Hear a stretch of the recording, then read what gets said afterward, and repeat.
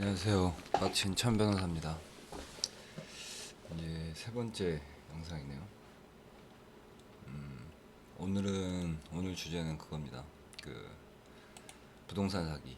부동산 사기 중에서도 전세보증금 사기. 뭐 수법 많죠. 근데 이제 뭐 오늘은 판례 그냥 하나만 보려고 하는데요. 뭐 이제 홈페이지 와 보시면은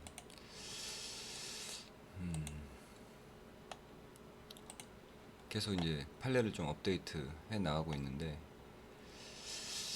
판례 업데이트 관련해서 이거 뭐 앞으로도 계속 얘기하겠지만 지금 뭐 판례 검색할 때 우리가 뭐 판례 쳐보면은 판례를 검색할 수 있는 사이트가 여러 개 있습니다. 뭐 법제처나 뭐 법원에 그 법원에서 제공하는 것들도 있고 뭐 엘박스, 케이스 노트 같은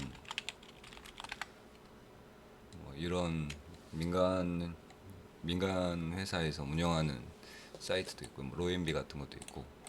근데 이게 그 판례가 하급심 판례가 그러니까 지금 이 사이트들에 나오는 판례들이 전체 판례가 다 공개가 되는 게 아니에요.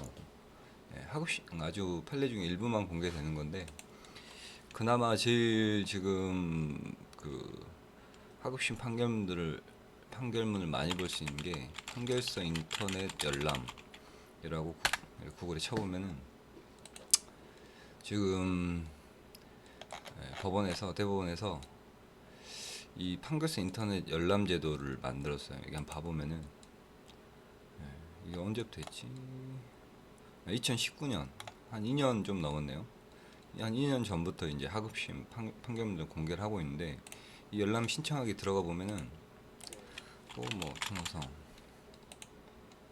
치면은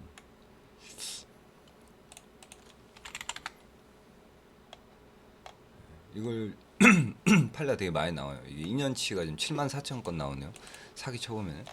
근데 이 판례들을 보려면 돈을 내야 돼요. 이게 골 때리죠, 아주 골 때립니다, 이건. 제가 생각할 때는 이거 판례를 돈 주고 파는 게 너무 말이 안 돼요, 제 생각에는.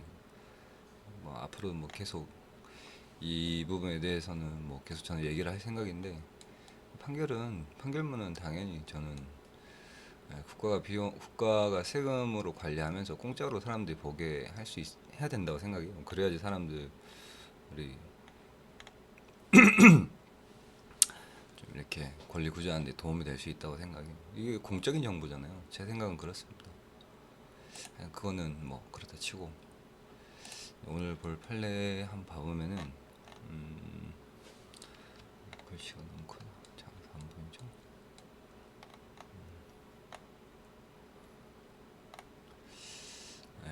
이거 봐볼 건데 이게 이제 뭐 그런 사건이죠. 간략하게 보면은 피고인이 본인이 소유한 임대차 건물에 강제 경매가 개시된 사실을 피해자에게 알리지 않고 임대차 계약을 체결하는 수법으로 임대차 보증금을 편취하는 수법. 그러니까 완전 골 때리는 거죠. 그러니까 그 건물이 경매에 넘어가 있어 지금 이미 경매 사건이 진행되고 있는데 그 와중에도 임차인을 구해서 보증금을 받아 처먹은 거예요. 그러니까 그래서 이게 그 편취한 보증금이 9천만 원인데 1심에서 징역 6개월 나오고 그러면 월급이 1,500이죠. 항소심에서는 이걸 또 집행유예를 해줬어요. 징역 6월에 집행유예 2년 1,500만 원. 예. 집행유예. 그러니까 항소심에서 실형이 집행유예로 집행유예가 붙은 거죠. 그러니까 뭐 피고인한테 유리한 거죠, 이거는. 판결문을 봐 보면은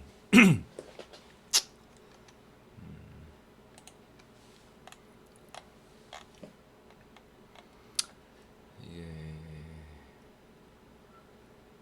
너무 큰데? 봐 보면은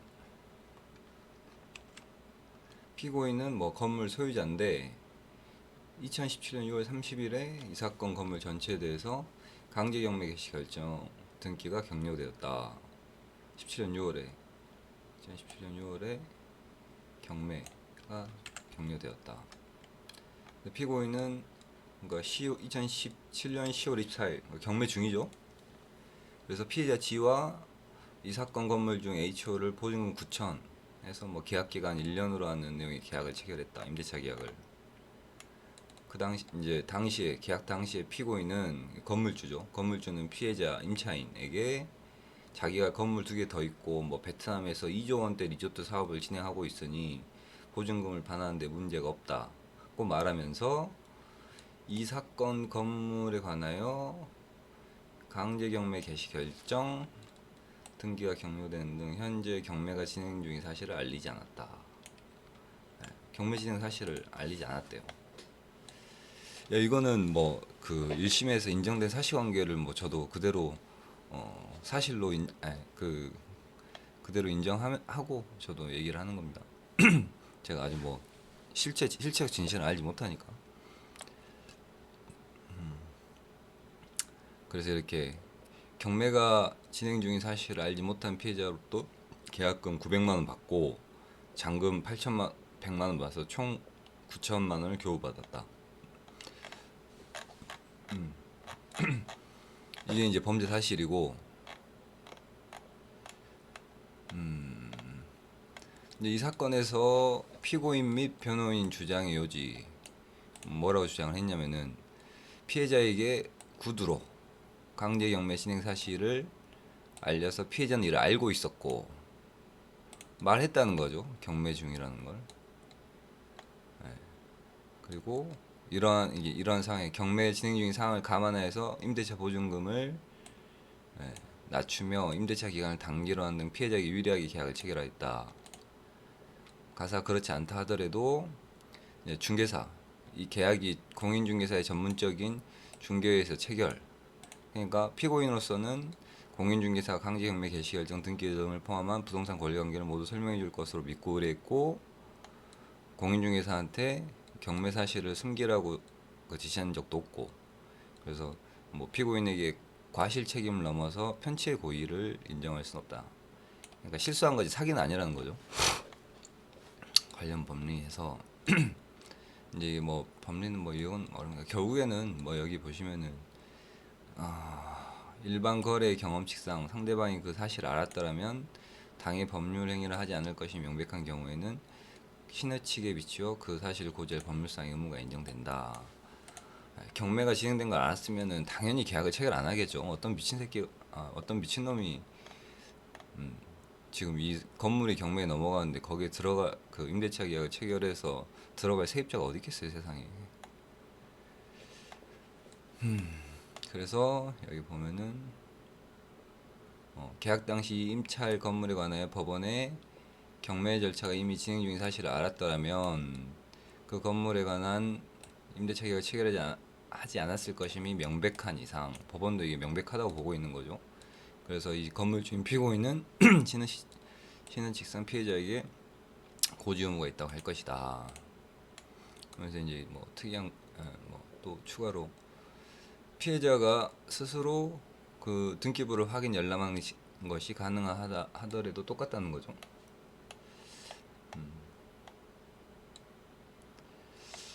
그래서 판단 보면은 피해자는 경매 절차 진행 중 사실 모르고 있었다는 거죠. 그리고 공인중개사나 중개보조원으로부터도 그런 경매 사실 받은 적이 없었다. 인정하고 있고 사실관계를 보니까 뭐 피해자가 2017년 10월 24일경 그러니까 당일날 여기 뭐 부동산 중개 플랫폼 어플리케이션 뭐 다방 식빵 이런 거겠죠. 이런 거 같은데 어플 보고 이제 가가지고 건물 확인한 다음에 중개사에 직접 방문해 중개를 받아 체결하였다. 근데 보면은 계약 여기 아까 보면은 계약 체결 일자가 2017년 10월 24일이에요. 그러니까 그날 보고 그날 계약을 체결을 한 거죠. 뭐 급했나? 급했나 보죠.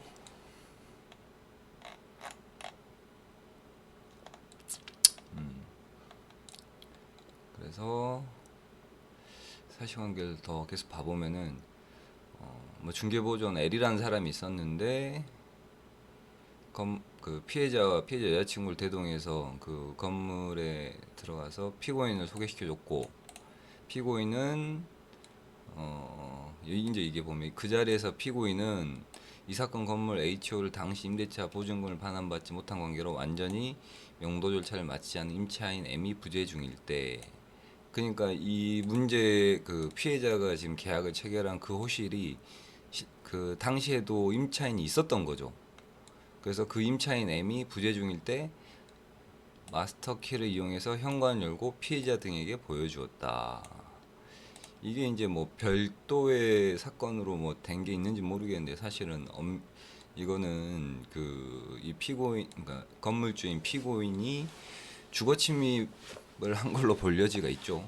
임차인 N이 만약에 동의를 안 할 가능성이 커 보이죠. 여기에서는 그러니까 자기 건물을 보는 거에 대해서.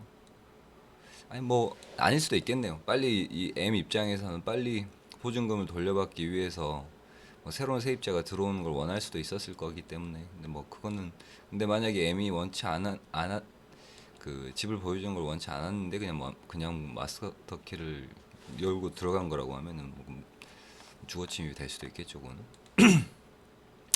그래서 그렇게 집을 보고 나서 바로 임대차 계약서를 이제 작성을 한 거죠.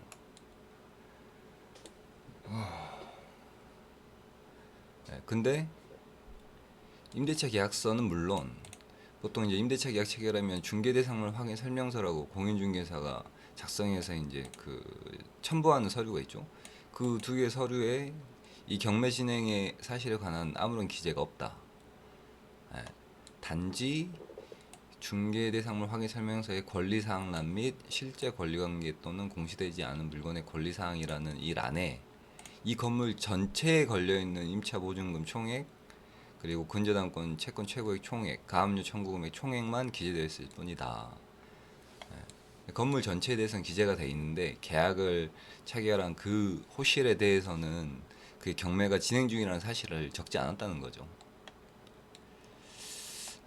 여기도 뭐 법원에서 인정하는 것처럼 경매가 실제로 진행 중인 거랑 경매가 진행될 가능성이 있는 거랑은 하늘과 땅 차이죠. 당연히 적어줬어야 되는 거죠. 적지 않는다는 게 말이 안 되죠. 아무리 생각해도.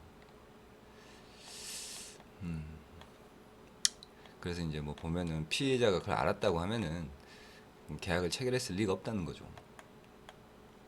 그리고 뭐 관련자들의 진술이나 뭐 피고 뭐 이 중개 보조인 L의 뭐 진술이나 이런 걸 비춰봐도 실제로 피해자가 경매 진행 중인 사실을 몰랐을 가능성이 크다, 뭐 이런 취지의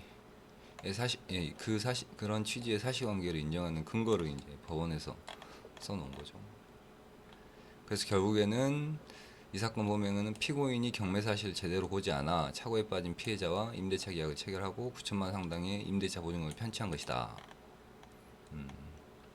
보면은 피해자는 현재 임대차 계약을 체결한 지 4년째 되었어 여전히 보증금을 반환받지 못하여 임대차 목적물에서 퇴거할 수 없는 상황.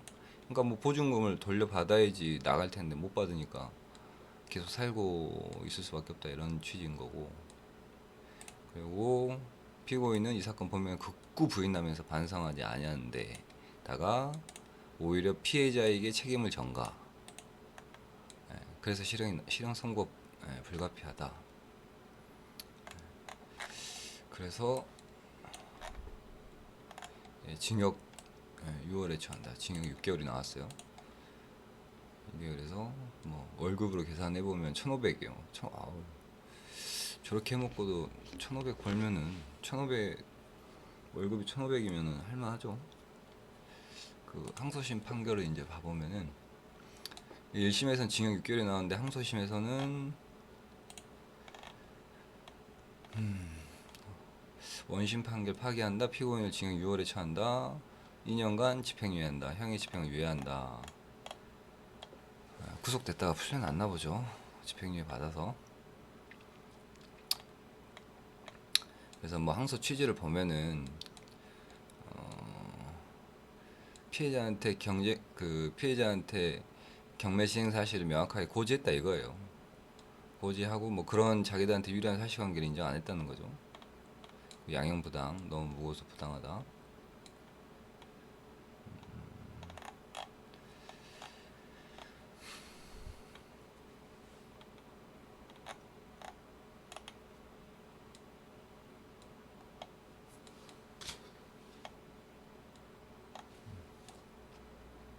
그래서 이제 뭐 그 지금 그 항소 취지와 관련해서 뭐 그거를 인정하지 않는 뭐 법원의 판단이 있는 건데, 이거는 사실 뭐 경매가 진행되는 걸 알았다고 하면 실제로 뭐 피고인이 주장하는 것처럼 피해자에게 경매 진행 사실을 고지했다고 하면은 그 임대차 계약을 체결한다는 게 굉장히 비상식적인 일이기 때문에 뭐 굳이 이거를 읽어보지 않다 하더라도 크게 문제는 없을 것 같습니다. 그래서 양형부당해서, 그래서 이 피해자가 이제 이 건물이 경매가 진행 중이었으니까 경매가 끝나고 배당을 3,200만 원을 배당을 받았나 봐요. 그래서 9천 중에 3,200을 배당을 받았으니까 5,800이 남았고, 그 5,800을 2021년 7월경 나머지 차액 5,800만 원을 지급하였다. 이로써 피해자에게 피고인이 지급하였던 임대차 보증금 상당히 실질적으로 피해자에게 모두 반환되었고, 그래서 피해자는 처벌불원서를 써줬다.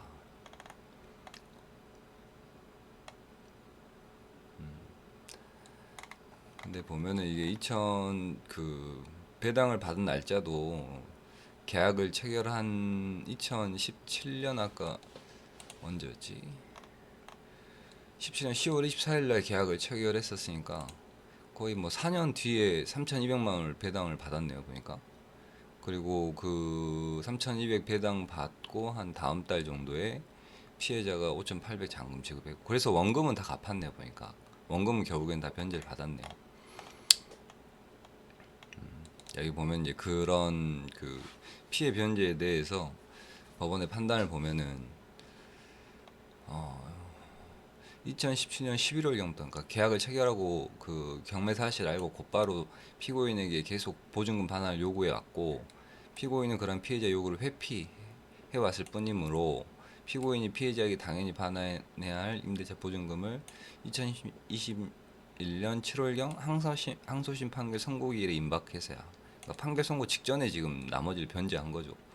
그랬다고 해서 피고인의 책임이 가벼워진다고 볼 수는 없다.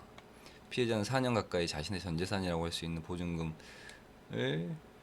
반환 채권을 제대로 실행하지 못할 수도 있다는 걱정과 불안감이 시달린 것으로 보인다. 다만 원심 판결 선고 당시 피해자에게 임대차 보증금이 전혀 반환되지 않은 상태였으나 당심 판결 선고에 이르러 보증금이 실제로 반환된 사정을 피고인에 대한 양형을 정함에 있어 참작하지 않을 수 없다. 이게 그러니까 실질적으로 피해자에게 보증금이 반환됐기 때문에 그걸 양형에 반영하지 않을 수는 없다는 거죠.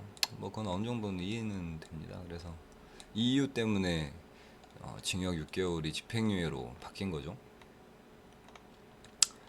근데 이것도 사실은 말도 안 돼요. 제가 봤을 때는 이렇게 봐줘버리면은, 왜냐면은 생각을 해보면은 실제 피해자는 9천만 원을 4년 동안이나 4년이 지나서 9천만 원 원금 9천만 원 원금 9천만 원만 받은 거 아니에요.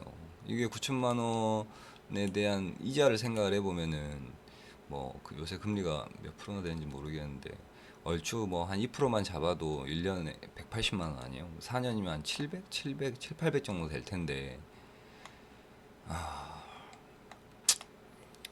그런 걸 생각을 하면은 사기를 치고 원금을 다 갚았다 그래가지고 집행유예를 선고를 해주는 게 맞는 건지 잘 모르겠네요. 저는 좀 아니라고 봅니다.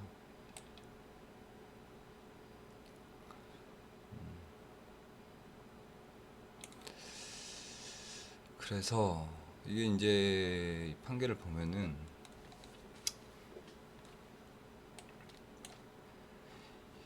이게 이제 결국에는 이 사건에서 핵심은 이게 경매가 진행 중인 이 그 사실을 결국에는 말을 해줬냐 말을 해주지 않았냐, 이게 핵심적인 쟁점이었던 거죠. 그 사실관계가 어떻게 보면은 유무죄를 가를 수 있는 핵심적인 쟁점이었는데, 피고인 쪽에서는 자기는 말을 해줬다는 거고 피해자는 못 들었다는 거고, 그런 입장의 차이가 있었던 거죠. 근데 아까도 계속 얘기했지만 이게 경매가 진행되고 있는 부동산에 세입자로 들어갈 사람이 누가 있겠어요, 그거를.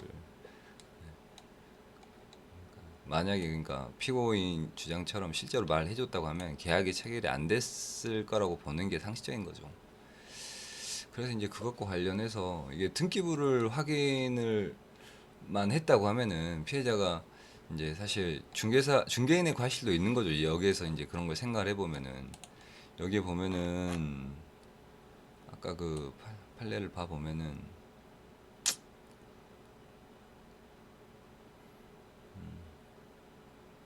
이 중개 대상물 확인 설명서에도 이 경매 사실이 기재가 안 돼 있었고, 뭐 있었다고 이렇게 기재가 돼 있는데, 중개인의 과실도 있어 보이죠. 중개인에 대해서 따로 뭐 소송을 하지는 않은 것 같은데, 손해배상 청구나 이런 걸 안 한 것 같은데, 이게 이제 피해자 입장에서 이런 사고를 막을 수 있었던 기회가 있었죠. 사실 계약을 체결하기 전에 등기부만 한번 떼봤어도 당연히 계약 체결을 안 했겠죠.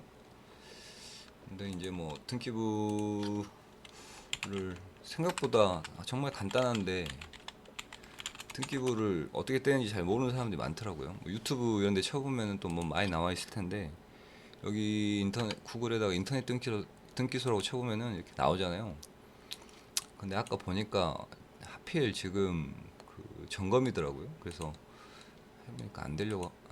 해보니까 안 되던데, 이 인터넷 등기소 사이트, 대법원 인터넷 등기소 사이트나, 이거는 이제 PC로 하는 거고 컴퓨터로 하는 거고, 아니면은 핸드폰 어플도 있어요. 핸드폰 어플도 있던데,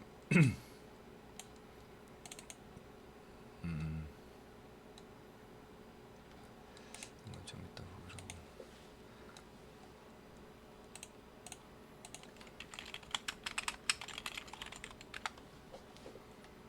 여기 뭐 유튜브만 찾아봐도 많이 나올 거예요. 인터넷 부동산 등기부 확인, 등기부 보는 법 치면은 뭐 이렇게 많이 나오잖아요. 예, 이런 거 체크해가지고 보면은 뭐 핸드폰으로도 보는 방법 나오니까 한번 부동산 등기 확인하는 거 어떻게 하는지 모르시는 분들은 한번 보면 좋을 것 같아요. 이게 지금 그 뭐냐 점검 중이어가지고 저도 뭐 나중에 뭐 또 기회가 있겠죠. 해볼 기회가 있겠죠 아마. 그래서 결국에는 이렇게 등기부를 떼보면은, 제가 뭐 가지고 있는 다른 등기부를 한번 봐보면은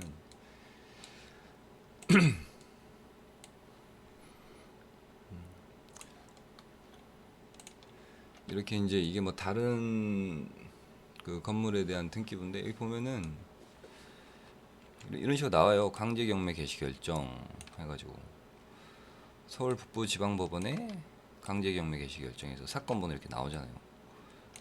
날짜 나오고 3월 21일 날 이 사건 번호로 채권자 주식회사 현대저축은행이 경매 신청해가지고 경매가 지금 경매 개시 결정이 나버렸다는 거죠. 그래서 등기가 돼버렸잖아요. 경매가 진행되고 있는 거죠. 그러니까 이런 이 피해자가 계약을 체결할 당시에 핸드폰으로 등기범 떼봤으면 이 경매 개시된 걸 바로 할 수 있었을 텐데, 사실은 이제 그거를 아마 몰랐으니까 안 했겠죠.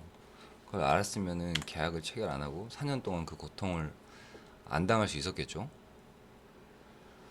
그래서 이렇게 이제 만약에 사건 번호가 나오면은 이런 것도, 이 경매 사건 같은 것도 다 검색이 돼요. 그래서 인터넷에다가 경매 사건 검색 이렇게만 쳐봐도 여기 이제 법원 첫 번째 법원 경매 사이트가 나오는데, 여기 들어가 보면은 검색할 수 있습니다.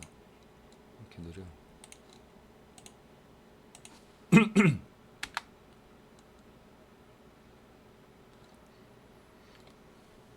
왜 안 되냐 또?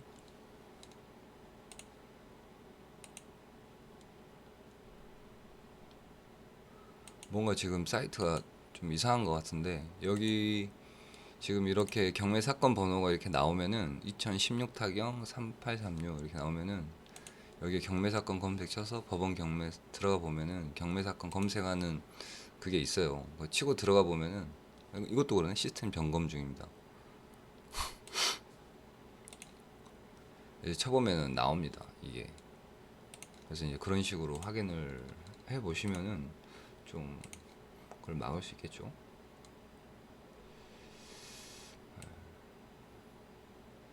그리고 이제 이 사건 같은 경우에서는 그 중개사가 지금 공인중개사가 경매 사실을 얘기를 안 해주고, 그러니까 이 부동산에 걸려 있는 권리 관계에 대해서 제대로 설명을 안 해준 과실이 있는 거죠.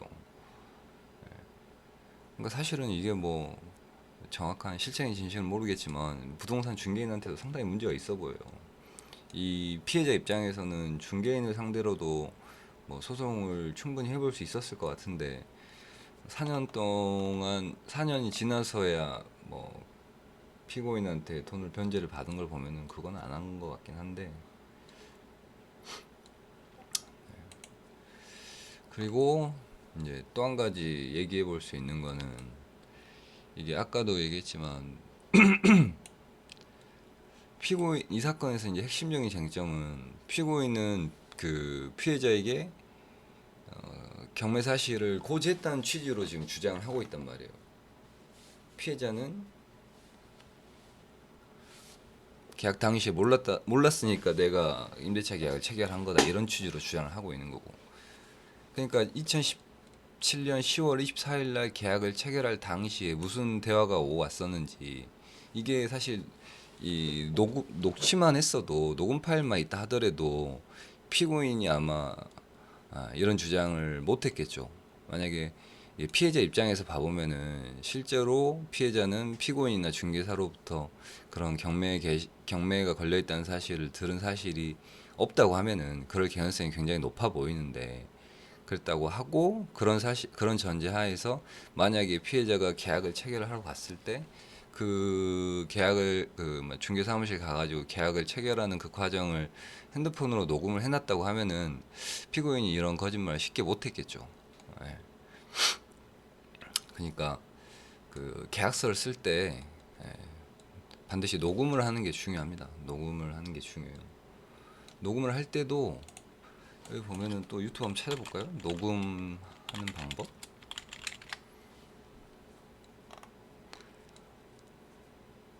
폰으로 녹음 겁나 잘하는 방법. 뭐 이런 거, 뭐 통화 녹음. 이걸 왜 찾아보냐면은 이게 핸드폰마다 좀 다르긴 한데, 이게 지금 뭐 통화 녹음 같은 경우는 뭐 자동 녹음도 되고 그렇게 알아서 녹음이 되지만, 통화 녹음이 아니라 이 대화를 대화를 그냥 음성 같은 대화하는 걸 녹음하는 거, 핸드폰 기능 중에서 그냥 녹음하는 기능이 있잖아요. 그런 걸 써가지고 녹음을 할 때 핸드폰 기종에 따라서 좀 다르겠지만 녹음 중에 전화가 와버리면은 녹음이 끊기는 경우가 있어요. 그래서 이제 녹음 중간에서 녹음이 끊겨버리면은 그거를 이제 나는 이 사람들 몰래 녹음을 하려고 하고 있는데 중간에 녹음이 끊겨버리면은 다시 핸드폰을 꺼내가지고 녹음 버튼을 누를 수가 없잖아요. 그러니까 녹음이 안 끊기게 녹음을 하는 게 중요한데, 이게 핸드폰마다 뭐 녹음을 누른 상태에서는 전화가 와도 자동으로 전화가 이렇게 차단이 되는 뭐 그런 그 기능을 제공하는 핸드폰도 있는 걸로 알고 있는데, 이제 그렇지 않다고 하면은 그거를, 그러니까 녹음을 할 때 비행기 모드로 하고 녹음을 하면 돼요. 비행기 모드 녹음.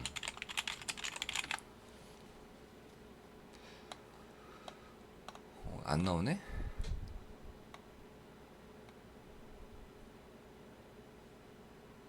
여기도 있네요. 녹음을 할 땐 꼭 비행기 모드. 제 핸드폰 한번 봐볼까요? 보이나?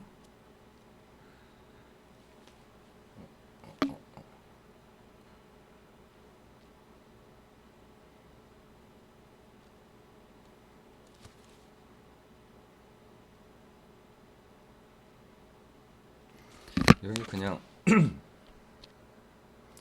이거 뭐냐, 핸드폰 이렇게 있으면은